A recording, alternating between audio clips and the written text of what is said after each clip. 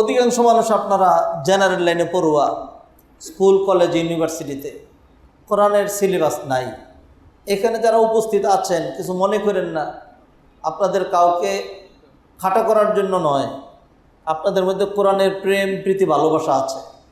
আমার মনে হয় এখন যদি এক এক করে আমরা তেলাওয়াত শুনি, সলাতে আপনারা যেই তেলাওয়াতগুলো করেন সেইগুলো ঠিকমতো হয়তো শুদ্ধ নাই। তা আমরা কোরআনের তেলাওয়াতের বিশুদ্ধকরণ সেটাও আমরা কার্যক্রম হাতে নেব, এক এক করে সবই আমরা করব ইনশাল্লাহ। আল্লাহ সুবহানাহু ওয়া তাআলা আমাদের আপনার জন্য যে কোরআন পাঠিয়েছেন, এটা কি কোরআন, এটাকে কিভাবে কোরআনের মানে বর্ণনা ডিসক্রিপশন কিভাবে দেওয়ার মতো কিছুই নাই। মাওলানা খায়রুল সাহেব বলেছেন, কোরআন এমন এক কিতাব, এর মধ্যে স্বরাষ্ট্রনীতি, পররাষ্ট্রনীতি, ইকোনমিক্স, পলিটিক্স সহ মানে any problem, any matter, any affair you can never imagine that Allah subhanahu wa ta'ala has not given proper and divine solution in this Quran. কল্পনাই করতে পারবেন না সকল কিছু এর মধ্যে। আচ্ছা, আল্লাহ নিজে দাবি করছেন মা ফাররাতনা ফিল কিতাবি মিন শাই, কোরআনে আমি কোনো কিছুই বাদ দেই নেই। সমস্যা শুধু আমরা কোরআন বুঝি না। তো সেই জন্য বহু দিন হয়েছে আমাদের আপনার জীবন শেষের দিকেই, আমার আপনার জীবনের শেষ দিকেই আমরা একটা কাজ করতে চাই। সেটা হলো এই ধারাবাহিক তাফসীর কোরআন মাহফিলটাকে আমরা চালু করতে চাই। চালু করে হাঁটি হাঁটি পা করে একটু এগোতে চাই। এরপরে জানা নাই 15 পারা তাফসীরকে আমরা শেষ করতে পারবো, 30 পারা তারও বহু পরের কথা। পারি আর না পারি, এই ধারা ধরে যদি আমরা কবরে চলে যেতে পারি তাহলে নিশ্চিত, এই যে আমার সাথে থাকেন, যদি কোরআনের এই ধারা ধরে আমরা কবরে চলে যেতে পারি তাহলে নিশ্চিত আমাকে আপনাকে কিয়ামতের দিন যখন উঠানো হবে তখন কোরআনের একজন ছাত্র হিসেবে তোলা হবে ইনশাআল্লাহ। বিশাল বড় সৌভাগ্য, বিশাল বড় সৌভাগ্য। ভাইয়েরা, একটা নিবেদন আপনাদেরকে, কষ্ট ছাড়া কোনো কিছু হয় না। আপনি সপ্তাহের মাঝখানে হলেও বা অন্য যে কোনো দিন হোক, বৈষয়িক প্রয়োজনে নিজের কাজের তাগিদে, নিজের পেট পিট কামাই রোজগার, সেগুলোর জন্য ঢাকা শহরের বাস্তবতায় জ্যান জট, গরম বৃষ্টি সব উপেক্ষা করে বহুত কাজ কিন্তু আমরা করি। আল্লাহ সুবহানাহু ওয়া তাআলা মানুষের কামাইয়ের জন্য ফজর থেকে জোহরের পর্যন্ত লম্বা গ্যাপ সময় দেন নাই? কথা বলেন, দেন নাই? দিয়েছেন। এরপরে জোহর থেকে আসর, আসর থেকে মাগরিব, আমরা মাগরিব টু এশা রেখেছি। অধিকাংশকার মানুষের মোটামুটি কাজ মাগরিবের আগে কী হয়ে যায়? শেষ হয়ে যায়। তারও তো শেষ হবে না, শেষ হওয়ার নয়।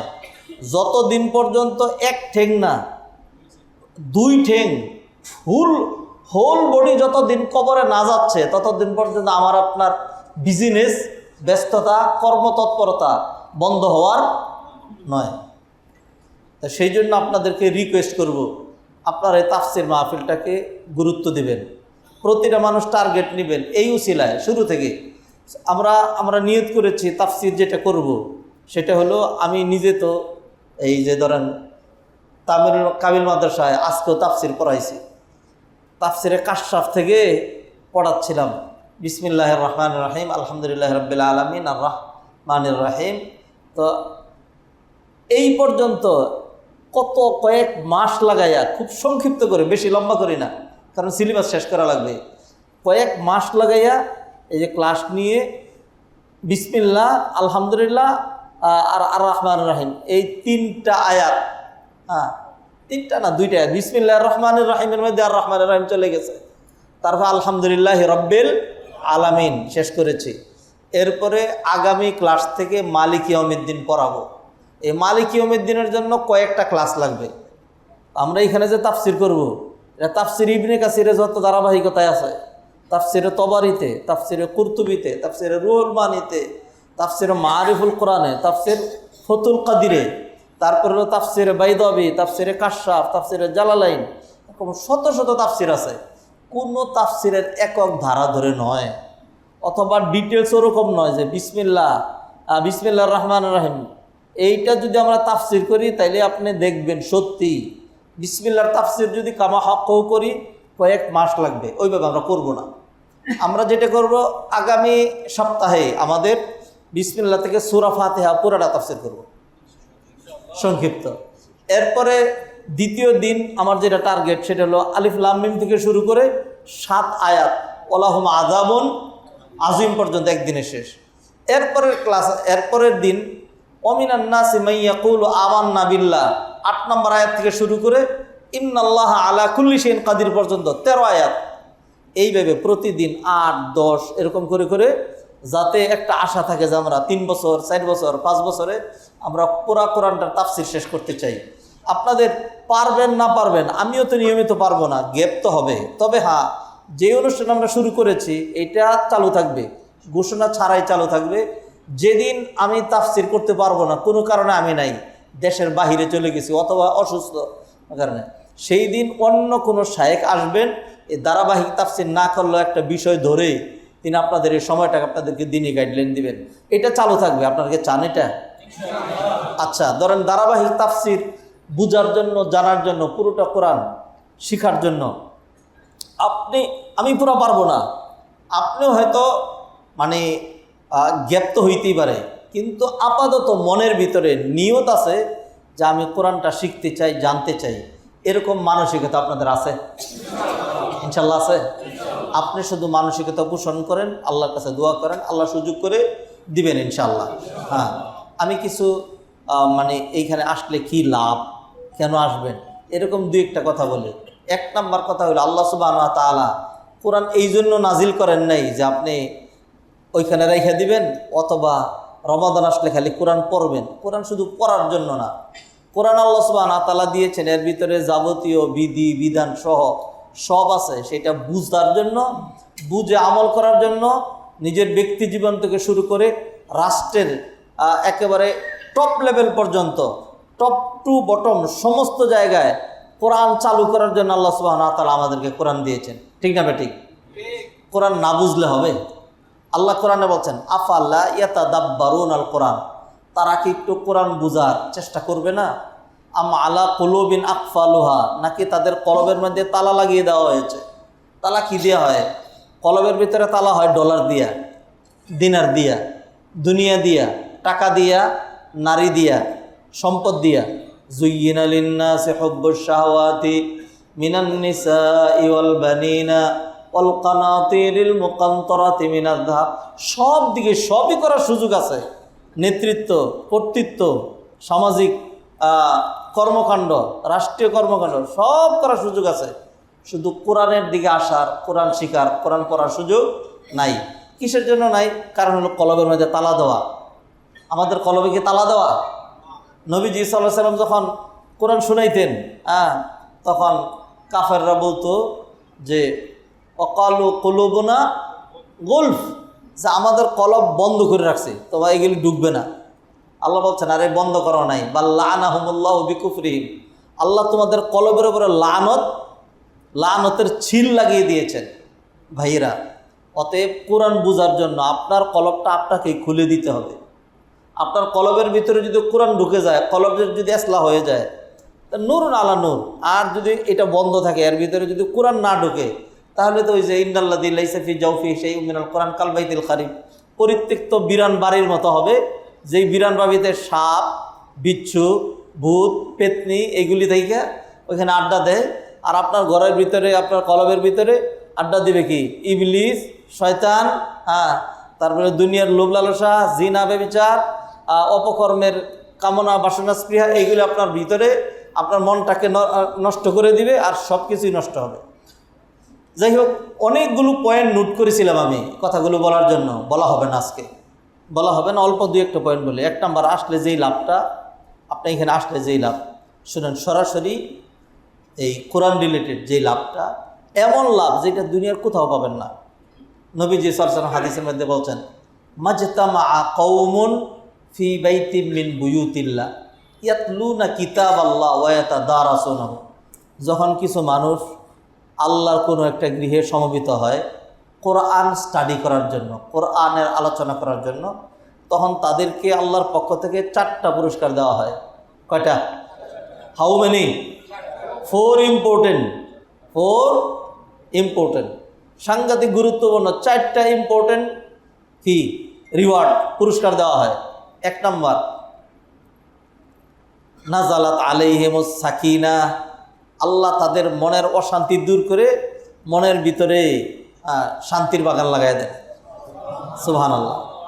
দুনিয়াতে অভাব কিসের? শান্তিরই শুধু অভাব। কিসের অভাব? শান্তির। ব্যাখ্যায় যাচ্ছে না। ইল্লা নাজালাত আলাইহিমুস সাকিনা ওয়া গাশিয়াতহুমুর রাহমা, আল্লাহর রহমত তাদেরকে ঢেকে ফেলে।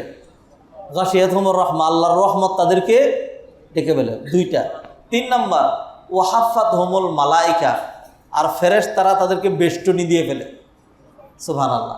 এই যে আলোচনা হচ্ছে, যে ফেরেশতাদের দেখতে পাচ্ছি না, আলোচনা ছাড়াও যখন আমি একাকি কোথাও যাই, আমার সাথে ফেরেশতা আছে না, লেখেন আমার আমলনামা। এখন আমাদের মজলিসকে ফেরেশতারা বেষ্টনী দিয়েছে।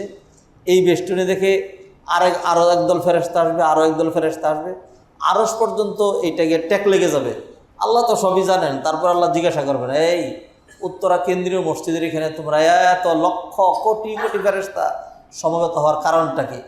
তখন ফেরেশতারা বলবে, আল্লাহ এইখানে আপনার একদল নেককার বান্দা, তারা এখানে কোরআন আলোচনা করে, আপনার তাওহীদের কথা বলে, ভালো মানুষেরা ভালো কথাবার্তা বলে, আমরা এদেরকে সঙ্গ দেওয়ার জন্য, এদেরকে বন্ধু বানানোর জন্য একত্রিত হয়েছে। আল্লাহ তখন খুঁচায় খুঁচায় তাদেরকে জিজ্ঞাসা করেন, আরে এরা কি আলোচনা করে, এরা কি চায়, দাবি দেওয়া কি? তখন ফেরেশতারা বলতে থাকে, তাদের মেন দাবি দেওয়া 3টা।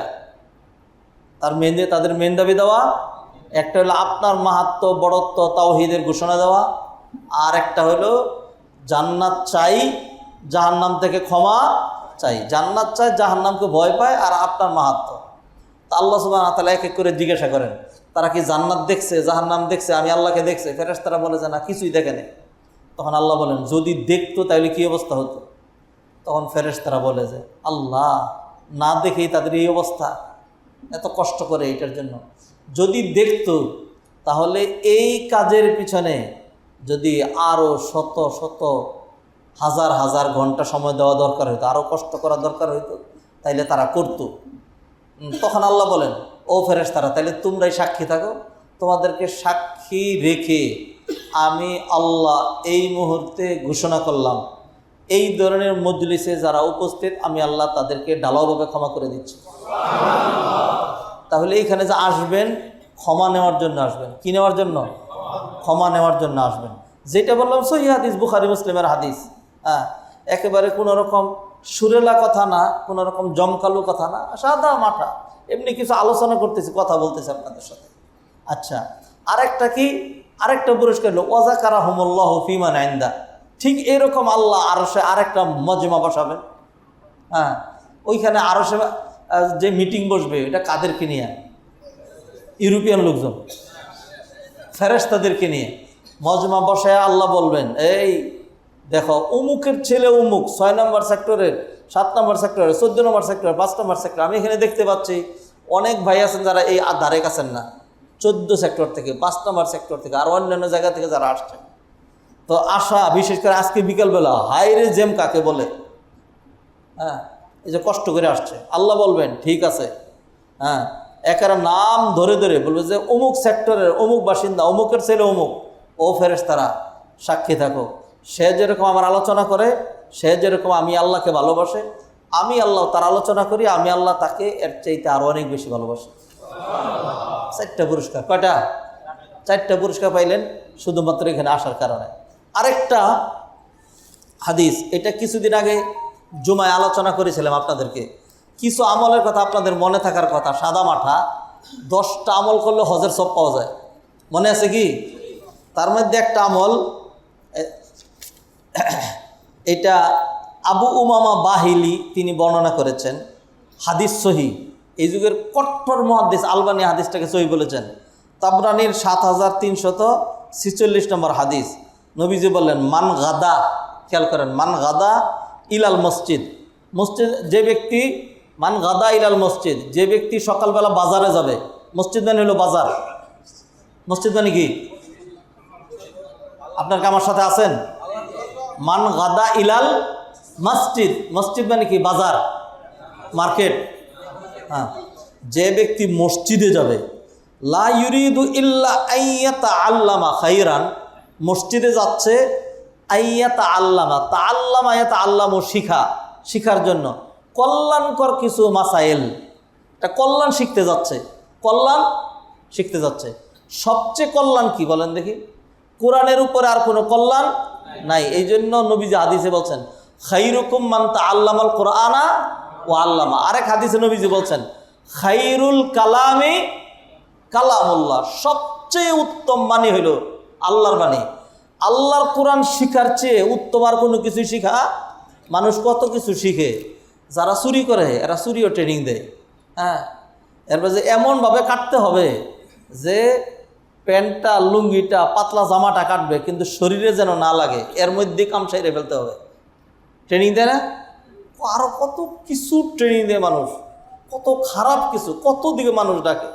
তো এইখানে যে আমরা আসছি, তো আলহামদুলিল্লাহ ধরেন এক তো আল্লাহর ঘরে মসজিদে বসছেন, কয়টা লাভ? মাগরিবের নামাজ জামাতে বললেন, মাগরিবের নামাজ জামাতে বললেন, এরপরে এশার নামাজ জামাতে পড়বেন, এরপর বসা যেখানে থাকলেন সেটা পৃথিবীর সর্বোৎকৃষ্ট জায়গা, শিখলেন যা সেটা হলো সর্বোৎকৃষ্ট বিষয় কোরআন, সর্বোৎকৃষ্ট বিষয় কোরআন। রহমত ডেকে ফেললো, ফেরেশতারা বেষ্টনী দিল, আল্লাহ আপনার আলোচনা করলেন, আল্লাহ আপনাকে ঢালাওভাবে ক্ষমা করে দিলেন, মনের অশান্তি দূর হয়ে গেল। খালি যদি এই কয়টাই হয়, আর কিচ্ছু না হয়, তবুও কি যথেষ্ট নয়? যথেষ্ট। নবীজি সাল্লাল্লাহু আলাইহি ওয়াসাল্লাম বলেন, কেউ যদি মসজিদে সকাল হোক বিকালে হোক কখনো যদি মসজিদে কোনো কল্যাণকর কিছু শিখতে যায়, আউ ইউআল্লিমুহু, অথবা শিখাইতে যায়, অথবা ধরেন এইখানে যারা আলোচনা করবেন তারা শিখাচ্ছেন, আর যারা আপনারা আসতেছেন তারা কি শিখছেন, কানা লাহু, শব্দ শুনেন, কাআজরি হাজ্জিন তাম্মান হাজ্জাতুহু, তাকে আল্লাহ সুবহানাহু ওয়া তাআলা এই যে ইলমকে গুরুত্ব দিয়ে এখানে সে আসলো, এই জন্য আল্লাহ তাকে একটা পরিপূর্ণ মাকবুল হজের সওয়াব দিয়ে দেবেন। তাহলে আপনি প্রতি সোমবারে, যদি আপাতত প্রতি সোমবারে আছে, আমি আপনাদেরকে এটা বলছি, আমাদের সম্মানিত সেক্রেটারি সাহেব তিনি অলরেডি, তারপর আমাদের কর্নেল হারুন সাহেব তারাও কয়েকটা মতামত দিয়েছেন, অন্যান্য ভাইরা কেউ বলছেন যে, আরেক ভাই মতামত দিয়েছিলেন যে সোমবার না করে মঙ্গলবার করা যায় না, আবার কেউ বলছিলেন যে শুক্রবারেই অথবা শনিবারে করা যায় না, এরকম বিভিন্ন রকম মত আসছে। আমি একটা কথা বলি, সেটা হলো যে কোনো দিনেই এটা করব, কিছু না কিছু ভাইয়ের কিছু সমস্যা থাকবেই।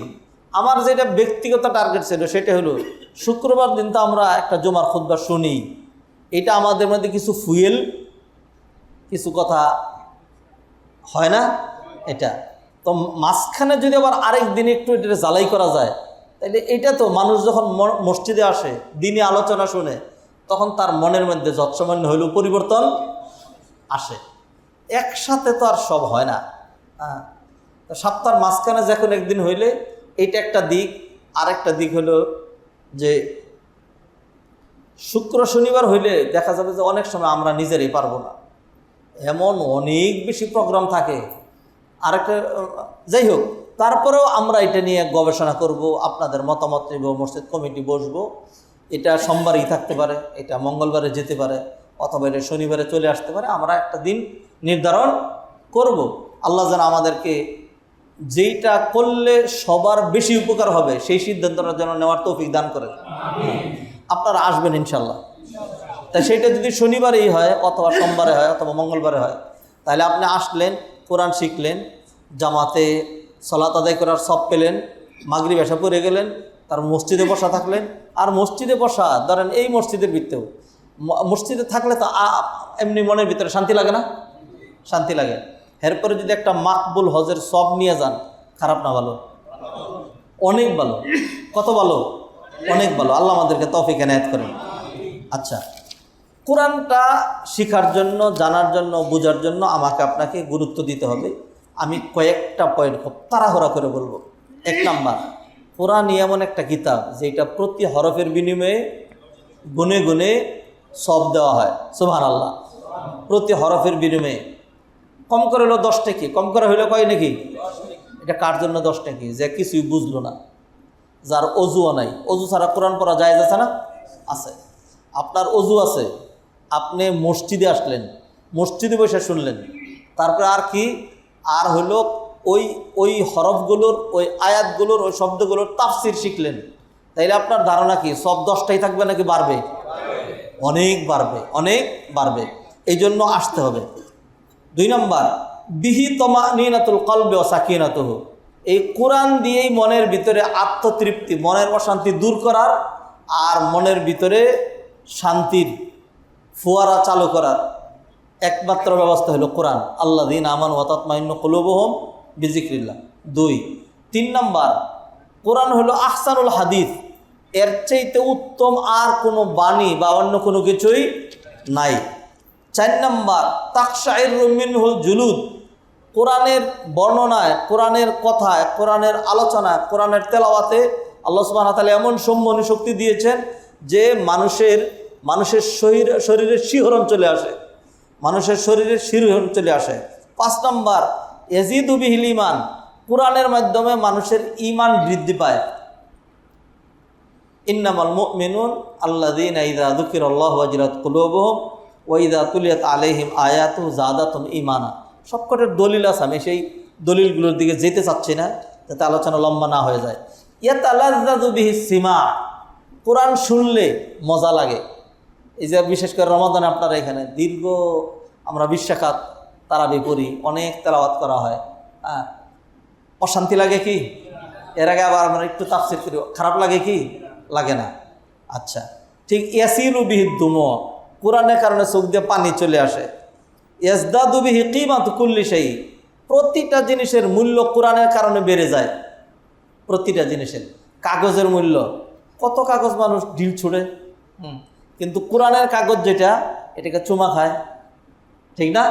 কত কাপড় মানুষ ঢিল ছুড়ে, কিন্তু যেই কাপড় দিয়ে কোরআন পেঁচানো হয়েছে এটাকে মানুষ চুমা খায়, ঠিক না? প্লাস্টিকের রেহাল যেটাতে কোরআন রাখা হয়, প্লাস্টিকের অথবা সাধারণ কাঠের, এতেও যদি পা লাগে মানুষ কি করে? চুমা খায়। রমাদান মাস এটা সেরা মাস, যেই রাতে কোরআন নাজিল হয়েছে 1000 মাসের চেয়ে বেশি উত্তম, যার উপর কোরআন নাজিল হয়েছে সাইয়্যিদুল মুরসালিন। তাহলে কোরআন যখন যার সাথে যেমনি লাগে তার মান মর্যাদা কি? বৃদ্ধি পায়। তাহলে আমরা যদি কোরআনের সাথে লাগে আমাদের মান মর্যাদা বৃদ্ধি পাবে না? পাবে।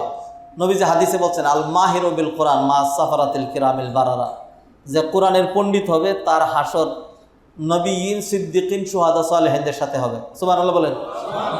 আচ্ছা, অন্য হাদিসে নবীজি বলেন, আহলুল কোরআন আহলুল্লাহি ওয়া খাসাতুহু, যারা কোরআন পরিবারের সদস্য, যারা কোরআন পরিবারের, আজকে আপনারা এখানে আসছেন কিসের জন্য?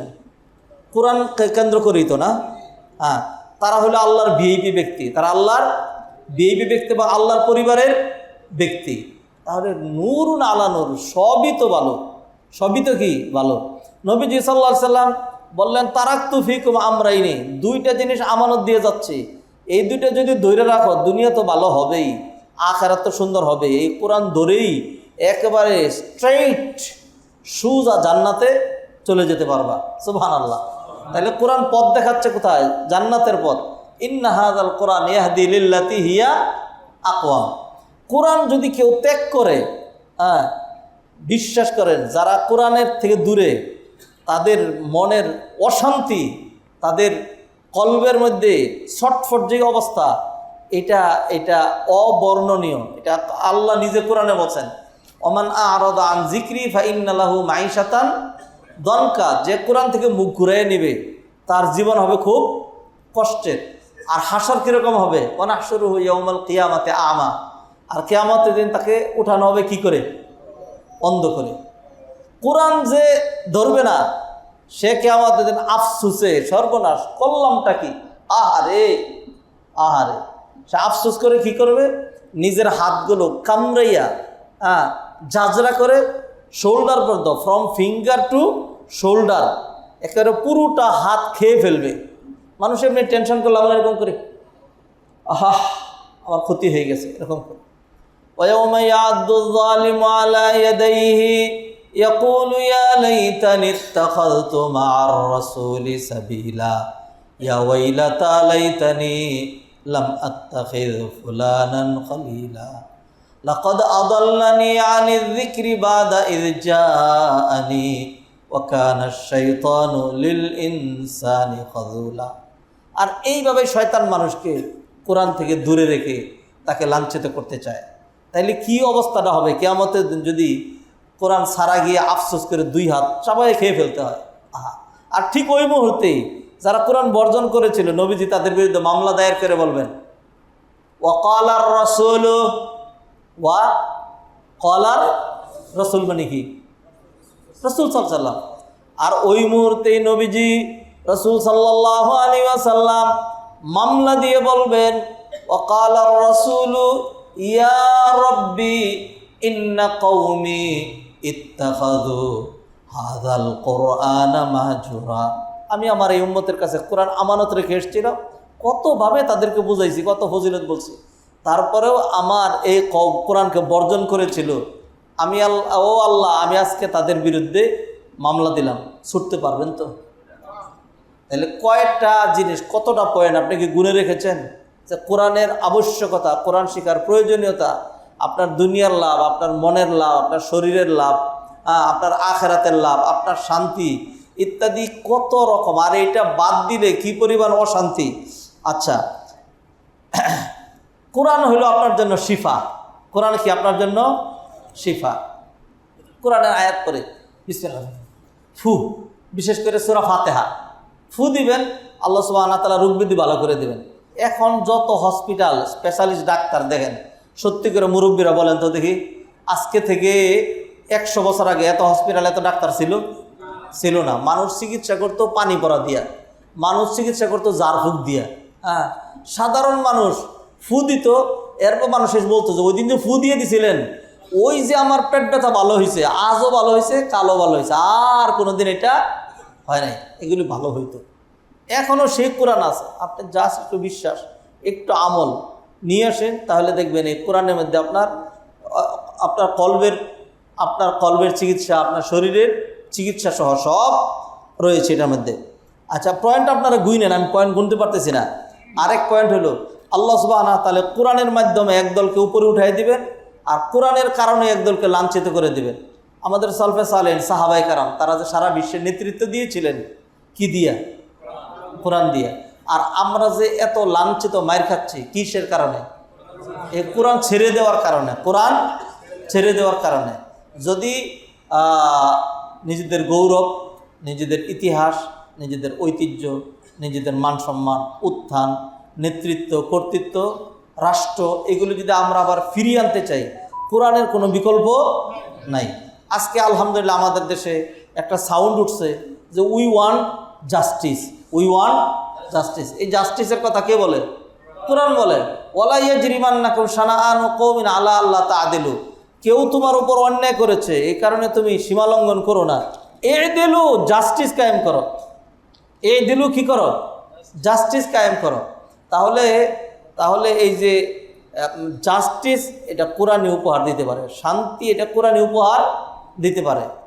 প্রজাদের অধিকারের কথা সংরক্ষণ করেছে কে? কোরআন। ইন্নাল্লাহা ইয়া'মুরুকুম আন তুআদ্দুল আমানাতি ইলা আহলিহা। যারা অযোগ্য, যাদের আমানতদারিতা নাই, যাদের দিনদারি নাই, এদেরকে বুটটুট দিও না। এরপরে যারা নির্বাচিত হবে তাদেরকে বলছেন ওয়াইদা হাকামতুম বাইনান নাসি আন তাহকুমু বিল আদল। মানুষের মাঝে ইনসাফের সাথে কি করবা? বিচার ফয়সালা করবা। সব এই কোরআনের মধ্যে রয়েছে। আজকে আমাদের যে লাঞ্ছনা আসছে, এটা কোরআন থেকে দূরে সরে যাওয়ার কারণে। আমরা আলোচনা করছিলাম যে আমাদের এই তাফসিরুল কোরআন মাহফিলে আসার আবশ্যকতা নিয়ে কিন্তু কথা বলছিলাম। আল্লাহ আমাদের উপর কোরআন নাজিল করেছেন, এই কোরআনের ভিতরে সব কিছু দিলেন। এই কোরআনটাই যদি না বুঝি, তাইলে জীবনটা বৃথা। আর জীবনে মানুষ যা শিখে, এর মধ্যে আপনি যেই জিনিস শিখলেন, এই বিষয়বস্তু অনুযায়ী আপনার মর্যাদা নির্ণীত হয়। কোরআনের চাইতে বেশি দামি আর কোনো কিছু আছে? নাই। অতএব শিখলে এইটা শেখা দরকার। জীবনভর বহুত উল্টাপাল্টা শিখছি। যাই হোক, এখন নিজেদের নাজাতের জন্য এই পথটা আমরা ধরতে চাই। এই তাফসিরুল কোরআন মাহফিলের মাধ্যমে আমরা ইনশাল্লাহ ধারাবাহিকভাবে কোরআনের শুরু থেকে শেষ পর্যন্ত যদি একটু সময় দিই, তাহলে অন্তত এটা ফেরেশতারা লিখে রাখবে, আপনার জন্য আমার জন্য একটা নাজাতের ওসিলা হইতে পারে। কোরআন যদি না বুঝেন তাহলে কোরআনের কিছু কিছু বিষয় আছে, হ্যাঁ, আপনি এইগুলি কেমনে আমলে নিয়ে আসবেন। সূরা ফাতিহা আপনি বলছেন মালিক ইয়াউমিদ্দিন, বিচার দিবসের মালিক, বিচার দিবসের আপনি বুঝলেন না, ফলে আপনি উল্টাপাল্টা করবেন। আপনি ভুলে গেছেন যে আপনারও যে বিচার হবে, যিনি বিচারক তারও কি হয়, বিচার হয় না। আমরা দেখলাম যে আমাদের দেশের প্রেক্ষাপটে প্রধান বিচারপতি ছিল একজন, হ্যাঁ, প্রধান বিচারপতি। এরপরে যখন ওনাকে দেখলাম যে কাঠগড়া দাঁড়াইছে, আমার কাছে খুবই মায়া লাগছে। আহারে, সারা জীবন মানুষকে এখানে দাঁড় করাইছে, আজকে সে ওইখানে দাঁড়িয়েছে। ও ভাইয়েরা, দুনিয়াতে যাই করি, আদালতে আখেরাতে আমাদের দেশে বলে কি, আদালতের কাঠ গড়ায়, কাঠ গড়া মানে কাঠের ঘর, ওইটাতে দাঁড়াইতে হয়। আদালতে আখেরাতের অগ্নি গড়ায় আপনাকে দাঁড়াইতে হবে, কাঠ গড়া না, কি গড়া, অগ্নি গড়ায় দাঁড়াইতে হবে। মালিক ইয়াউমিদ্দিন যদি বুঝেন তাহলে আর দাঁড়াইতে হবে না, মালিক ইয়াউমিদ্দিন না বুঝলেই তো উল্টাপাল্টা হবে। বোঝার দরকার আছে নাকি নেই? আচ্ছা বলেন দেখি, এক লোক বুঝে আর এক লোক বুঝে না, এই দুই লোকের মধ্যে কোনটা ভালো? যে নিঃসন্দেহে বুঝে। তাইলে কোরআন বুঝা ভালো নাকি খারাপ? তা সেই উদ্যোগটা নেওয়া হয়েছে। আসবেন তো ইনশাল্লাহ। নবীজি সাল্লাল্লাহু আলাইহি সাল্লাম সালাতের মধ্যে মাঝে মধ্যে ক্রন্দন করতেন, এক আয়াত বারবার পড়তেন, এরপরে আয়াত পড়তেন, কইতেন আল্লাহ আহারে এত সুন্দর নিয়ামত, আল্লাহ তুমি আমার এটা দিও। আযাবের কথা আসতেও বলতেন আল্লাহ ভয় পাই, আল্লাহ তুমি এখান থেকে। আপনি যদি এগুলি না বুঝেন, হ্যাঁ, তাহলে আপনি চাইবেন কেমনে? যেমন ধরেন একটা উদাহরণ নিয়ে আসছি। আন আবি দারদা রাদিয়াল্লাহু তাআলা আনহু ক্বালা ক্বামান নবী সাল্লাল্লাহু আলাইহি ওয়াসাল্লাম বিআয়াতিন রাদ্দাদাহা হাত্তা আসবাহা। নবীজি সাল্লাল্লাহু আলাইহি ওয়াসাল্লাম নামাজের মধ্যে একটা আয়াত পড়তে থাকলেন, এইটি বারবার পড়তেছিলেন আর চোখের পানি ফেলতেছিলেন। সকাল হয়ে গেছে এটা পড়তে পড়তে। কি আয়াত? ইন তুআযিবহুম ফাইন্নাহুম ইবাদুক ওয়া ইন তাগফির লাহুম ফাইন্নাকা আনতাল আজিজুল হাকীম। ও আল্লাহ, আপনি যদি আযাব দেন, হ্যাঁ, কাদেরকে আযাব দিচ্ছেন? এটা তো আপনারই বান্দা। ওয়া ইন তাগফির লাহুম, আর আপনি যদি তাদেরকে ক্ষমা করে দেন, হ্যাঁ, ফাইন্নাকা আনতাল আজিজুল হাকীম, আপনি বিজ্ঞানময়, আপনি পরাক্রমশালী, আপনি চাইলে তাদেরকে ক্ষমা করে দিতে পারেন। এই আয়াতটাই বারবার খালি ইন তুআযিবহুম ফাইন্নাহুম ইবাদুক ওয়া ইন তাগফির লাহুম ফাইন্নাকা আনতাল আজিজুল হাকীম। এগুলো বুঝলে, এগুলো মানুষ যখন পড়বে মানে মজাও পাবে, হ্যাঁ, তারপরে হলো সালাতের ভিতরে নবীজির সুন্নাহর অনুসরণ করতে পারবে। আব্দুল্লাহ ইবনে ওমর রাদিয়াল্লাহু তাআলা বর্ণনা করছেন, দুই ব্যক্তি সবার শীর্ষে। দুই ব্যক্তি, আমার সাথে বলেন, দুই ব্যক্তি, এদের উপরে আর কেউ নাই। এই দুই ব্যক্তির এক ব্যক্তিকে আপনি হইতে চান নাকি চান না? আচ্ছা, এক ব্যক্তি হলো আল্লাহ যাকে প্রচুর মাল সম্পদ দিয়েছেন, ফাহুয়া ইউনফিকুহু আনা আল-লাইলি ওয়া আনা আন-নাহার। আল্লাহ যাকে প্রচুর সম্পদ দিয়েছেন, দিবানিশি সে ব্যয় করে, এই হলো এক ব্যক্তি। এইটা আপনি হইতে পারেন, তবে এটা খুব কঠিন, কারণ অধিকাংশ সময় সম্পদ মানুষকে খারাপের দিকে পথ দেখায়। কবি বলছেন ইন্না শাবাবা ওয়াল ফারাগা ওয়াল জিদা মাফসাদা লিল মারই আইয়া মাফসাদা। তিনটা জিনিস যদি একসাথে হয়, যৌবন, অবসর আর সম্পদ, মানুষের জন্য চরম ধ্বংস নিয়ে আসে। কোরআনে অন্য আয়াতে আল্লাহ বলছেন ওয়া ইযা আরাদনা আন নুহলিকা কারিয়াতান আমারনা মুত্রাফিহা। আল্লাহ যখন কোনো এলাকাকে আযাব গজব দিয়ে পাকড়াও করেন, মানে কাদের মাধ্যমে? গরিবদের কারণে না, আমারনা মুত্রাফিহা, যারা খুব প্রাচুর্যের এবং ঐশ্বর্যের অধিকারী, তাদের পাপাচারের কারণে আল্লাহ গেলে পাকড়াও করেন। এবং আপনারা দেখবেন মানুষের যখন বেশি পয়সা হয়ে যায়, তখন তার এক ঘাটের পানিতে পেট ভরে না। বুট ক্লাবে যাইতে হয়, উত্তরা ক্লাবে যাইতে হয়, তারপর গুলশান ক্লাবে, 5 স্টার হোটেলে যাইতে হয়, তারপর সিঙ্গাপুর, ব্যাংকক যেতে হয়। ওই ঘুলা পানি, লুনা পানি, মানে এর চেয়ে নিকৃষ্ট করে কি আর খাওয়া যাবে? হ্যাঁ, যাইতে হয়। তাইলে সম্পদ মানুষকে খারাপের দিকে নেয় বেশি। ধন অনেকেরই হয়, মনটা হয় না। আর আপনি ধনী হইতে চাইলেই যে ধনী হইতে পারবেন এইটাও গ্যারান্টি নাই। আল্লাহ বলছেন মান কানা ইউরিদুল আজিলাতা আজ্জালনা লাহু ফিহা মা নাশাউ লিমান নুরিদু। যার ক্ষেত্রে আমি চাবো তাকে যৎসামান্য দেব। তবে হ্যাঁ, দ্বিতীয় আরেকটা পথ যেটা, এটা সিকিউর, 100% সিকিউর, আপনি চাইলেই সেটা হইতে পারছেন। সেটা কি? এলেমের দিক দিয়ে, আমলের দিক দিয়ে, কোরআনের দিক দিয়ে যদি আপনি সামনে আগাইতে চান, আল্লাহ তৌফিক দিয়েই দিবেন। ওমান আরাদাল আখিরাতা ওয়া সাআলাহা সাইয়াহু মুমিনুন ফাউলাইকা কানা সাইয়ুহুম মাশকুরা। অন্য আয়াতে আল্লাহ বললেন ওয়াল্লাযীনা জাহাদু ফিনা লানাহদিয়ান্নাহুম সুবুলানা। আমি আল্লাহর রাস্তা যে চেষ্টা করবে, ওয়াদা দিলাম অবশ্যই অবশ্যই আমি আল্লাহ তাকে পথ ধরাই দেব। তাইলে আবার এই লাস্ট কথা যেটা, সেটা হল দুই শ্রেণীর মানুষ সবার উপরে। বলেন কয় শ্রেণীর? আপনারা কে কে এর এক শ্রেণীর হইতে চান? হাত তুলেন, হাত তুলেন, সবাই হাত তুলেন, হাত তুলেন। আল্লাহ আমাদেরকে তৌফিক এনায়েত করেন। হাত নামায়েন না, আল্লাহ এই হাতগুলো কবুল করো। এবং আমরা এই দুই শ্রেণীর মধ্যে যেটা সবচেয়ে ভালো শ্রেণী সেটার অন্তর্ভুক্ত হইতে চাই। আল্লাহ কবুল করেন। তাহলে এবার শুনেন, হাত নামান। আল্লাহ বলছেন রজুলুন আতাহুল্লাহুল কুরআন। আল্লাহ যাকে কুরআন দান করলেন, আল্লাহ যাকে কি দিলেন? কুরআন দিলেন। ফাহুয়া ইয়াকুমু বিহি, আর সে এই কুরআন নিয়ে ইবাদত করে। আনা আল্লাইলি ওয়া আনা আন-নাহার, দিবানিশি কুরআন দিয়ে ইবাদত করে। এই ব্যক্তির সবার উপরে। সহিহ হাদিস, বুখারী এবং মুসলিমের হাদিস। অতএব আমরা যে তাফসিরুল কোরআন, এটা কোরআন রিলেটেড না? কোরআন রিলেটেড। অতএব এইভাবে যদি কোরআনের সাথে লেগে থাকি তাইলে ইনশাল্লাহ কিয়ামতের দিন দেখা যাবে আল্লাহ যাদেরকে সবার উপরে মর্যাদা দিয়েছেন আমরা ইনশাল্লাহ তাদের মধ্যে শামিল হব। অতএব তাফসিরুল কোরআন মাহফিলের উদ্বোধনী অনুষ্ঠানে আজকে এসছেন, আজকেই নাকি এরপরেও আসবেন? আগামী সপ্তাহে, তারপরের সপ্তাহে, কন্টিনিউ ইনশাআল্লাহ। আল্লাহ সুবহানাহু ওয়া তাআলা আমাদেরকে তৌফিক এনায়েত করেন। আমি কৃতজ্ঞতা প্রকাশ করছি, শুকরিয়া আদায় করছি, এবং মানে সারা জীবনে কৃতজ্ঞতা আদায় করা লাগবে। এইটা ছিল একটা পরিত্যক্ত জায়গা আর টিনের একটা মসজিদ। এটাকে প্রকৃত উত্তরা কেন্দ্রীয় মসজিদে আল্লাহ যার মাধ্যমে রূপান্তরিত করে এর সুনাম সুখ্যাতি শুধু ঢাকা নয়, শুধু বাংলাদেশ নয়, বিশ্বময় ছড়িয়ে দিয়েছেন।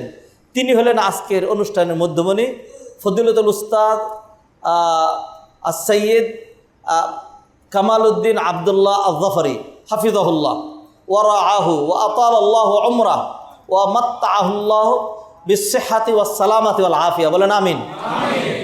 তো আলহামদুলিল্লাহ,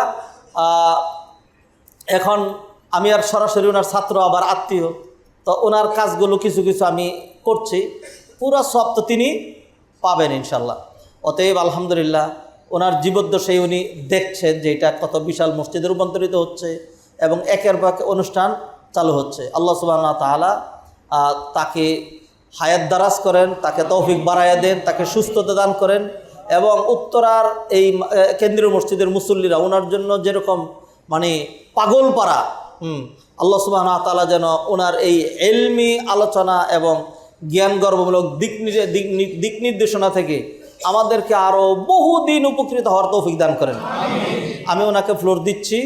আমরা আজকে তাফসির মাহফিলের উদ্বোধনী ঘোষণা করছি।